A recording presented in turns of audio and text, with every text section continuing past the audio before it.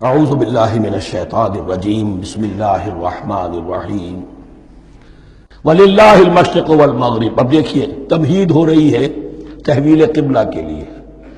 اب ظاہر بات ہے کہ بڑی حساس جو ہے وہ ایک کیفیت تھی یہ تو یروشلم کے ساتھ جن کو دلچسپی تھی اور ان کے دلوں میں اس کی عقیدت تھی، مکہ مکرمہ اور بیت اللہ کے ساتھ جن کو دلچسپی تھی اور ان کے دلوں میں اس کی عقیدت تھی، تو اس حوالے سے یہ قبلہ بدلنا اور 2 دفعہ بدلا ہے قبلہ۔ پہلے آ کے مدینے میں حضور نے یروشلم کی طرف 16 مہینے نماز پڑھی اور پھر تحویل قبلہ ہوا۔ تو اب اس میں کئی امتحان ہو گئے، وہ آگے آ جائے گا، لیکن اس کی تمہید باندھی جا رہی ہے للہ المشرق والمغرب۔ مشرق اور مغرب سب اللہ کے ہیں، یعنی اگر ہم رخ کرتے ہیں مغرب کی طرف تو اس کے معنی یہ نہیں ہے کہ اللہ مغرب میں ہے، معاذ اللہ۔ اللہ تو جہت سے، مقام سے، ماورا وراء الورا۔ تو یہ ہے کہ ایک یکسانیت پیدا کرنے کے لیے، اجتماعی رنگ دینے کے لیے ایک چیز کو قبلہ بنا دیا، علامت ہے۔ غالب نے ٹھیک کہا ہے، قبلے کو اہل نظر قبلہ نما کہتے ہیں۔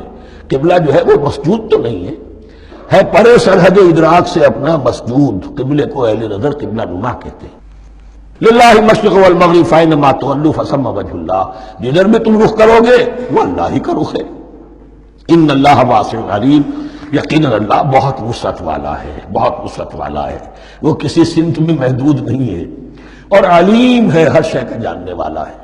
دیکھیے یہاں یہ آیت کہہ کے اور چھوڑ دیا مسئلہ، اگلے مسئلے پر آگئے۔ آگے آپ کو پتہ چلے گا کہ یہ در حقیقت ایک تمہید باندھی جا رہی ہے تحویل قبلہ کے لیے۔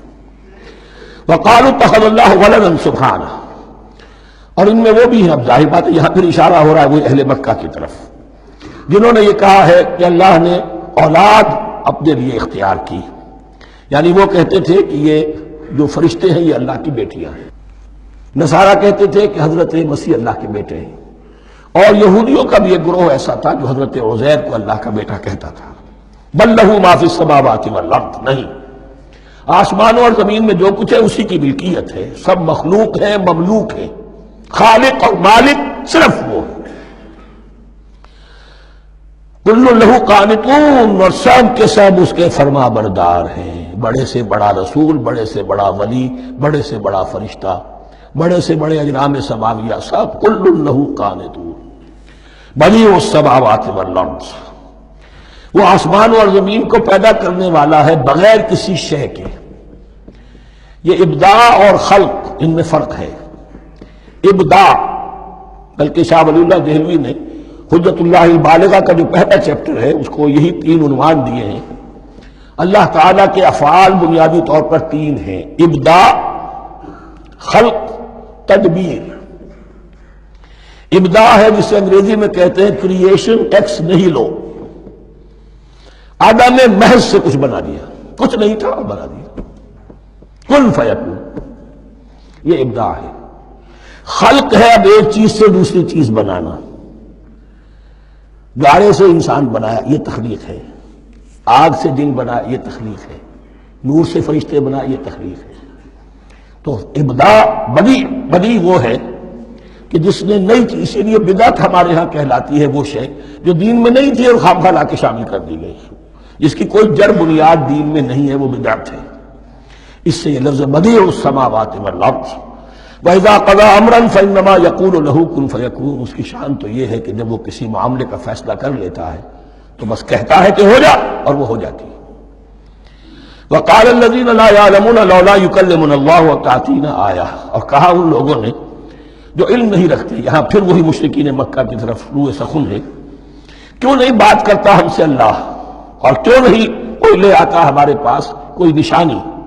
یہ میں عرض کر چکا ہوں، یہ مضمون جو ہے کہ ان کا مطالبہ تھا بہت شدت کے ساتھ کہ تم معجزے ویسے ہی دکھاؤ جیسے تم کہتے ہو کہ عیسیٰ نے دکھائے تھے، موسیٰ نے دکھائے تھے، تو ہمارے یہ مطالبے پورے کر دو، ہم مان لیں گے۔ یہ ذکر آئے گا سورہ انعام میں اور پھر سورہ بنی اسرائیل میں۔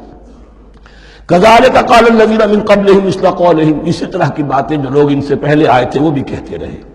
تشابہت قلوبہم، ان کے دل ایک دوسرے سے مشابہ ہو گئے ہیں۔ قد بینا الآیات لقوم یوقنون، اور ہم نے تو اپنی آیات کو واضح کر دیا ہے ان لوگوں کے لیے جو یقین کرنا چاہیں۔ انا ارسلناک بالحق بشیرا ونذیرا، اے نبی ہم نے آپ کو بھیجا ہے حق کے ساتھ بشیر اور نذیر بنا کر۔ بنیادی حیثیت آپ کی یہ ہے کہ آپ اہل حق کو بشارت دیں، فراح و ریحان و جنت نعیم، فسلام لک من اصحاب الیمین، یہ بشارت دیجیے۔ اور جو غلط راستے پر جائیں، کفر کریں، منافقت میں مبتلا ہوں، ملحد ہوں اور بدعملی کریں، ان کو آپ خبردار کر دیجئے کہ جہنم ان کے لیے تیار کر دی گئی ہے۔ آپ کا کام دعوت ہے، ابلاغ ہے، تبلیغ ہے، نصیحت ہے۔ وَلَا تُسْأَلُ عَنْ أَصْحَابِ الْجَحِيمِ، آپ سے سوال نہیں کیا جائے گا جہنمیوں کے بارے میں کہ محمد یہ کیوں جہنم میں پہنچ گئے، ہم نے تمہیں بھیجا تھا، تمہارے ہوتے ہوئے یہ جہنمی کیوں ہو گئے؟ نہیں، یہ آپ کی ذمہ داری نہیں ہے۔ کون جنت میں جانا چاہتا ہے، کون جہنم میں جانا چاہتا ہے، یہ آدمی کا اپنا فیصلہ ہے۔ آپ کا کام ہے کہ حق کو واضح کر دیں، ہاں وضاحت میں کمی نہ رہ جائے، حق واضح ہو جائے، کوئی اشتباہ نہ ہو، بالکل مبرہن ہو جائے، واضح ہو جائے، بس یہ ذمہ داری آپ کی ہے، اس سے زیادہ نہیں۔ یہ مسئولیت جو ہوتی ہے، انسان اگر اپنی اصل مسئولیت سے زیادہ ذمہ داری اپنے سر پر ڈال لے تو اس سے بھی بہت بڑی بڑی گمراہیاں پیدا ہوتی ہیں۔ اور اس کا جو تذکرہ ہو رہا ہے بڑی گمراہی تو معاذ اللہ وہ تو ہمارے حوالے سے ہوتی ہے۔ ہمارے ہاں کی بہت سی جماعتیں جو ہیں اسی طرح کی غلطیوں کی وجہ سے وہ غلط راستوں پر پڑ گئی، پوری تحریکیں برباد ہو گئی۔ لیکن یہاں بھی حضور کا معاملہ کیا ہو رہا تھا کہ حضور چاہتے تھے کہ کسی طرح یہ علماء یہود ایمان لے آئے۔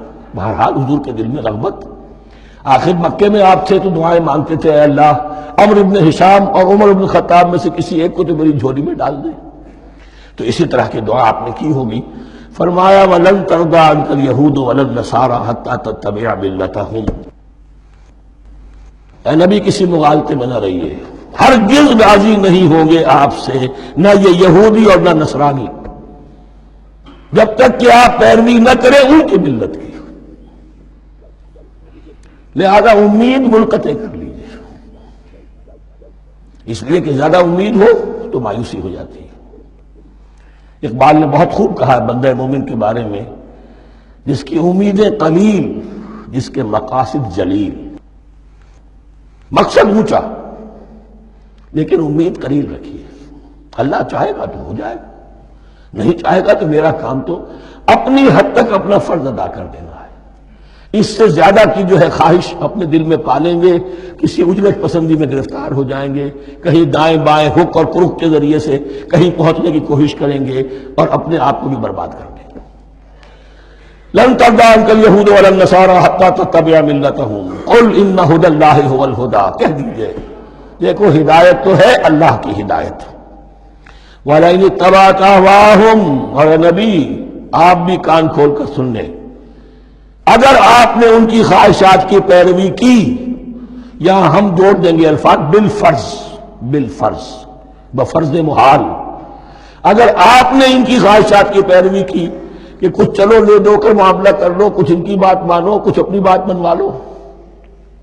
یہ مکے میں بھی قریش کی طرف سے بھی آیا تھا کہ کچھ اپنی بات منوا لیجئے، کچھ ہماری بات کمپرومائز کیجئے۔ اب ظاہر بات ہے کہ یہاں اب یہود کے ساتھ یہی معاملہ ہے۔ وَلَئِنِ اتَّبَعْتَ أَهْوَاءَهُمْ بَعْدَ الَّذِي جَاءَكَ مِنَ الْعِلْمِ مَا لَكَ مِنَ اللَّهِ مِنْ وَلِيٍّ وَلَا نَصِيرٍ، اور اگر بفرض محال آپ نے پیروی کی ان کی خواہشات کی، اس کے بعد کہ آپ کے پاس علم آ چکا، تو نہیں ہوگا کوئی بھی اللہ کے مقابلے میں آپ کے لیے کوئی مددگار یا حمایتی۔ معاذ اللہ معاذ اللہ، حق کی تلوار بڑی ننگی ہے۔